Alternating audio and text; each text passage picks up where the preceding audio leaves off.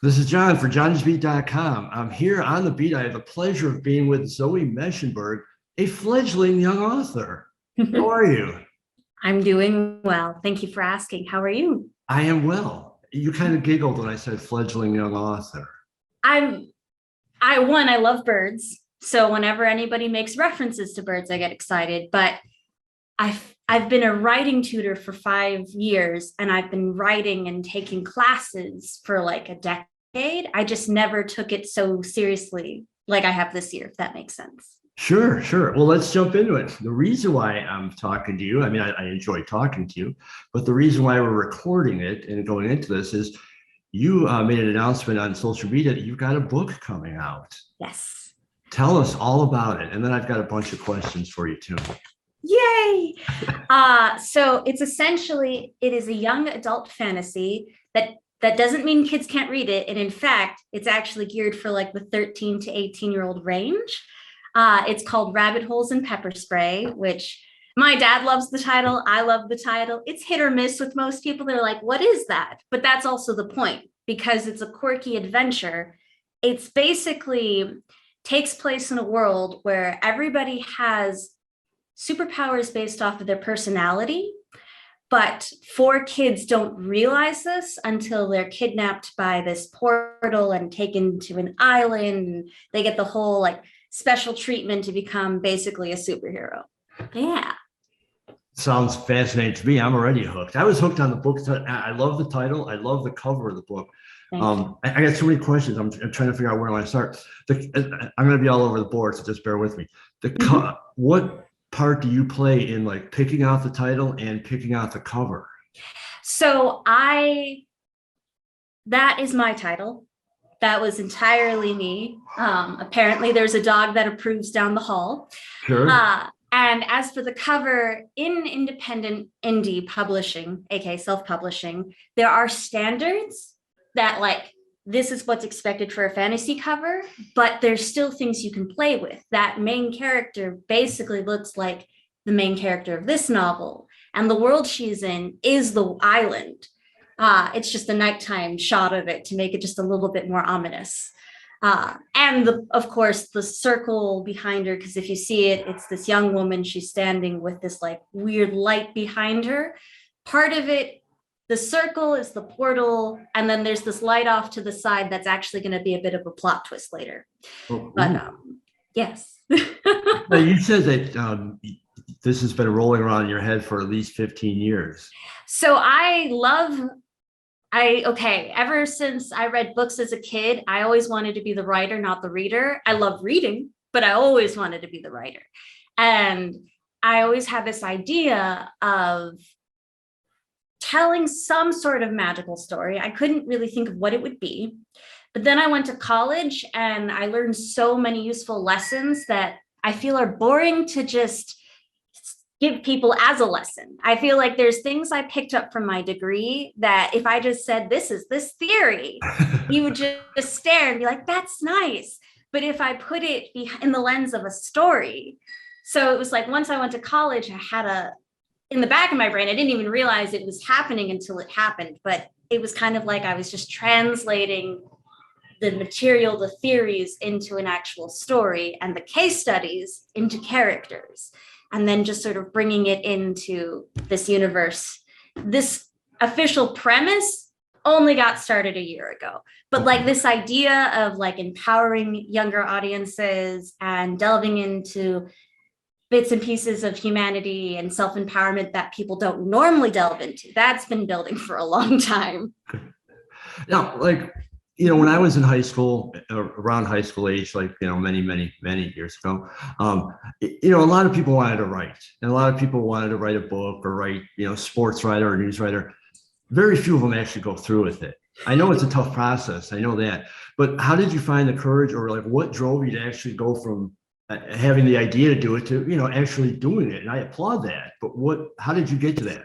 Usually any story I wrote before this, it was purely either for my entertainment, to be a better writer, things like that.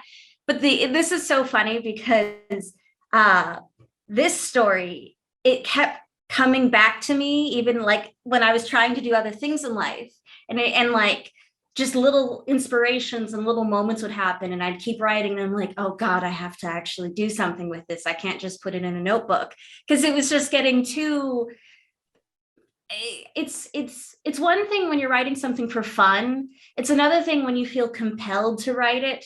And it's not just like my sister has been my reader for when I'm stumped, and she's very honest with me. She does not say, oh, you're a pretty princess, well done. She's like, this sounds like historical fiction from the 19th century. You said this is a modern story with kids, like, because my academic brain sometimes would take over with the language.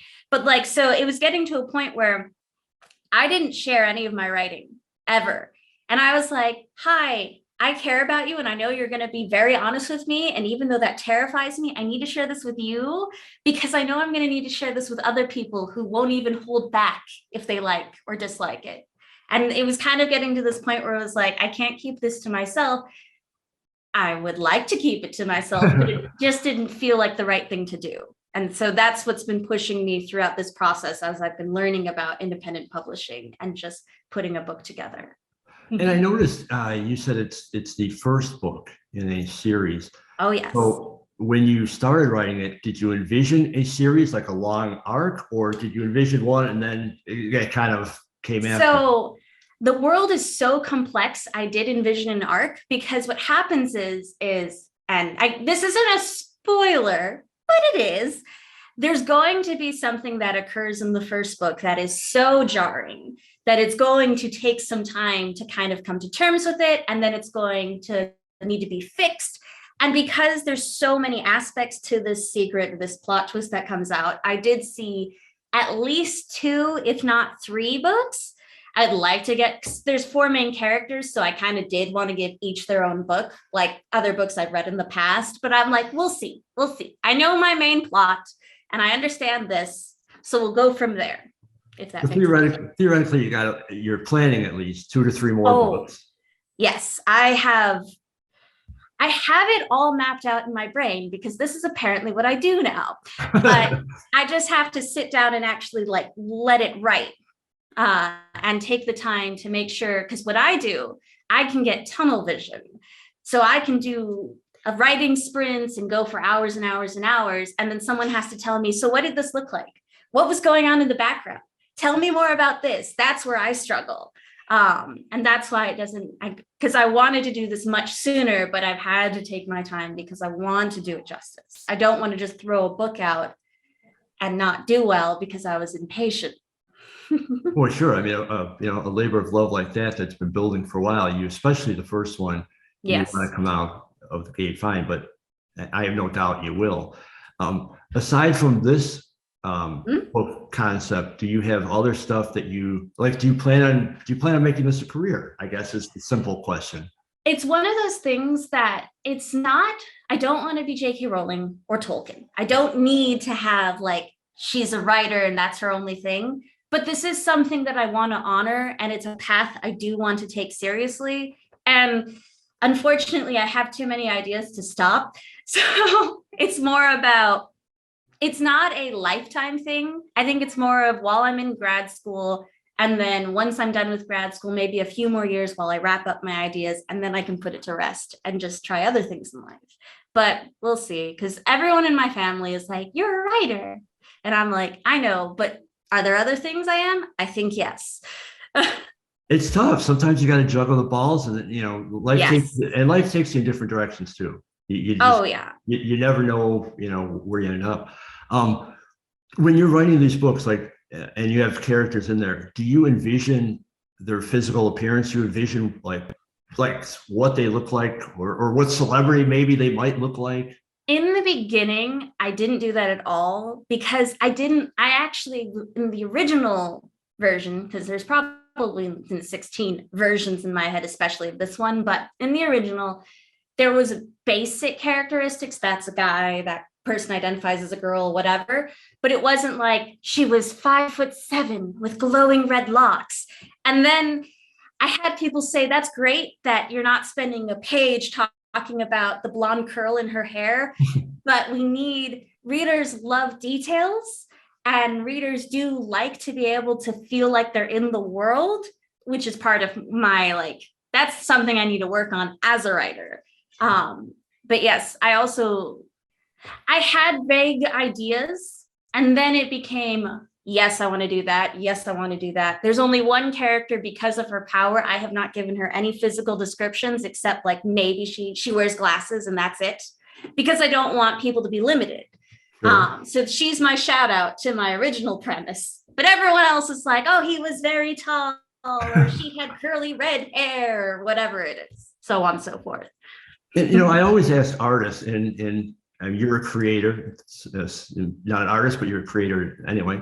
How do you know when to stop? How do you know when it is done? Because, and I love hearing the artist talk, so I'm going to pitch that question to you. So there's been many moments where I thought I was done, and then I thought about it, and I was like, wait a second.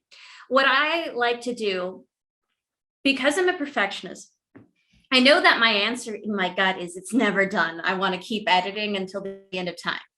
But what I like to do is I have full expectation. Everything that gets written, every art piece that gets made is going to be critiqued at some point in the future. There's just going to be something humanity has learned that changes the context of whatever it was.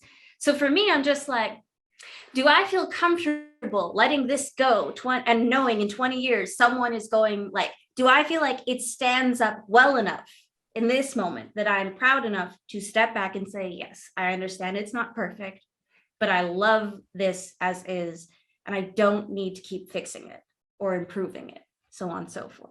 But yes, it's very much are people going to make fun of it in 20 years? Probably. They're going to say like, this is what you thought the 2030s was going to be like. No, it's not. That's another aspect of the story. We deal with timelines and various things, and that's a tangent. And do you know when the physical book will be available? I'm hoping this week.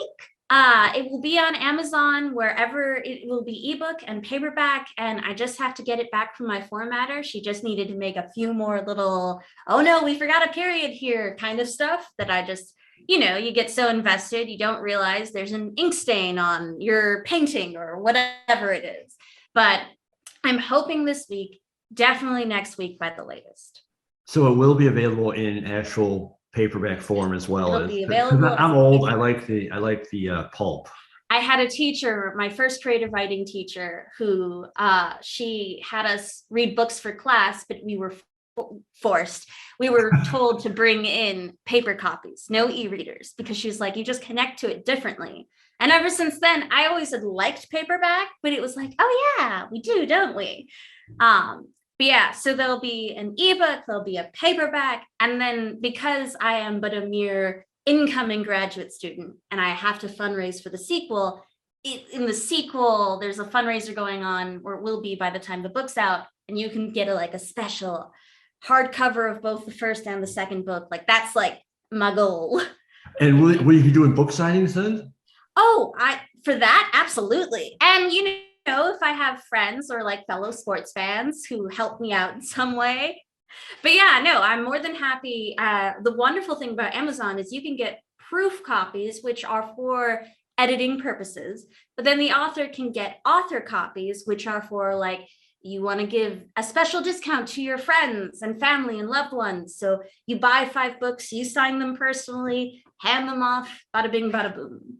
Well, definitely save them for me, because I definitely would be buying the book, and I certainly want the autographed copy, because It'd be my pleasure. Absolutely. When how hard was it for you, or how hard will it be for you? We have a lot of mutual friends, Bandit Nation. Oh yes. To put the book out, to these people, like how nerve-wracking is that going to be? Well, they're all nice people, don't get me wrong, but that's I know. Don't worry. I had this today. I was sharing this with some old friends of mine from like high school, and they were like, whoa. But then they were like asking me all these questions, and I was like, oh my God.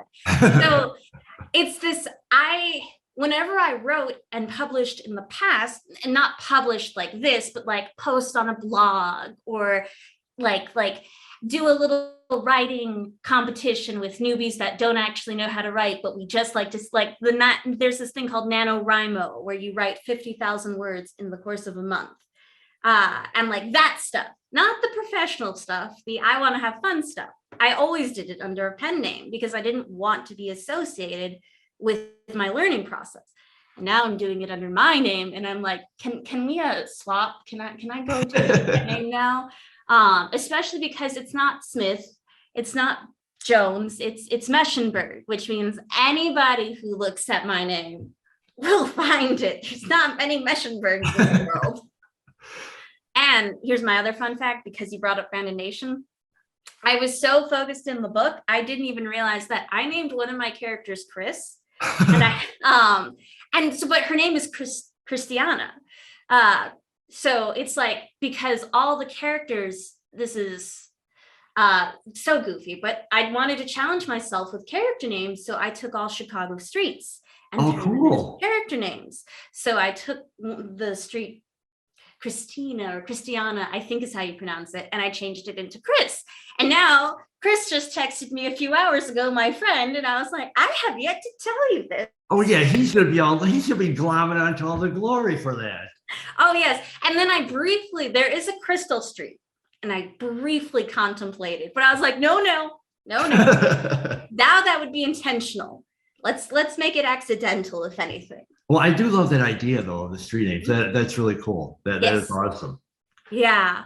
Oh, So it's been very fun. And it's pushed me because you get a street like Franklin. Nobody names their kid Franklin, but maybe the kid is, I know a girl who is named Michael, and she was the inspiration for being more flexible. And since this child in particular was born in 2020, 2030 range, where names are going to be, names are going to be out there. They're getting there. I feel like Franklin, and make it short for Frankie, or Frankie is short for Franklin, that would totally fly.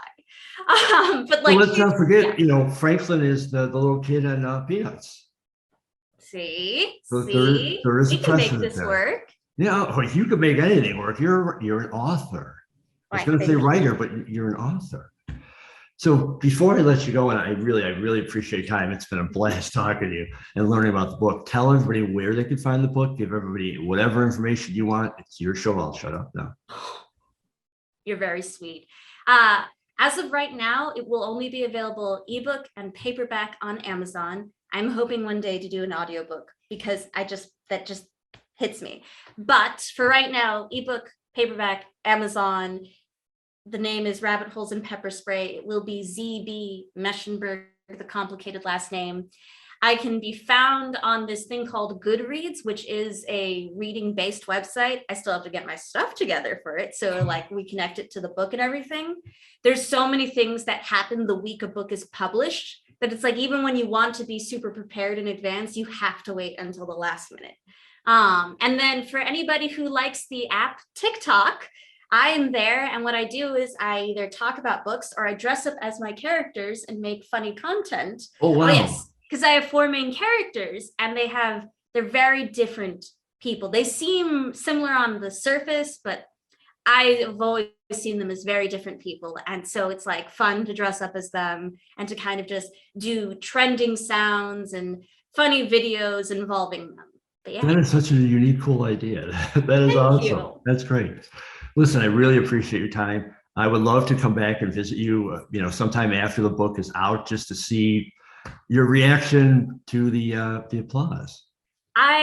Whether it's 5 people applauding or 15, I will be very happy. Well, Chris is going to applaud. He's in the book. I'll be applauding. So you got at least 2. He's actually an 18-year-old Filipina girl now, because I didn't think this through. But yes. Hey, he's still in the book. It works for her. Yes. I think I may have to write a personal note saying, "Dear Chris, thank you for not inspiring Chris." But yes. Well, Zoe, thank you so much. No, thank you, man. It was a pleasure. And I've known you for years, like we said, through the Bandits games. To see you grow into this and to, follow your dream, it is phenomenal. And I'm happy to help spread the word. Like I said, I'd love to revisit you at some point, but until then, I encourage everybody to check you out. grab the book. This is, I know you, I hear what you're saying. This is going to be a great book. Thank you. And I would love to touch base in like a few weeks or whenever there's free time again. Then we will. But until then, you have a great evening. You enjoy the summer, and really good luck with the early sales. Thank you. Thank you, Zoe. Appreciate it.